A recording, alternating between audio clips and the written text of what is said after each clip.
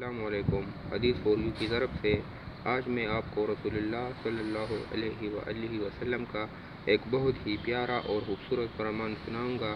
اس سے پہلے اگر آپ نے ہمارا چینل سبسکرائب نہیں کیا تو ہمارے چینل کو سبسکرائب کریں اور ساتھ ہی بیل آئیکن پر پریس کریں تاکہ آنے والے خوبصورت احادیث کی ویڈیو کی نوٹیفیکیشن آپ کو مل سکے۔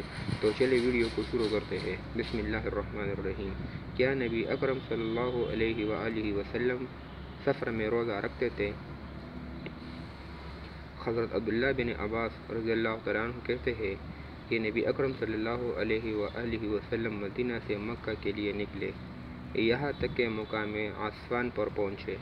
پھر آپ صلی اللہ علیہ وآلہ وسلم نے پانی وغیرہ کا برتن منگایا اور اسے اپنے منہ مبارک سے لگایا تاکہ آپ اسے لوگوں کو دکھا دیں کہ میں روزے سے نہیں ہوں اور یہ رمضان میں ہوا۔ اس لیے ابن عباس رضی اللہ عنہ کہتے تھے کہ نبی اکرم صلی اللہ علیہ وآلہ وسلم نے روزہ بھی رکھا ہے اور افطار بھی کیا ہے، تو جو چاہے روزہ رکھے اور جو چاہے نہ رکھے۔ یعنی اس حدیث کا مفہوم یہ ہے کہ آپ صلی اللہ علیہ وآلہ وسلم نے سفر میں رمضان میں روزہ بھی رکھا ہے اور نہیں بھی رکھا، تو جو چاہے روزہ رکھے یا نہ رکھے سفر میں، صرف سفر میں۔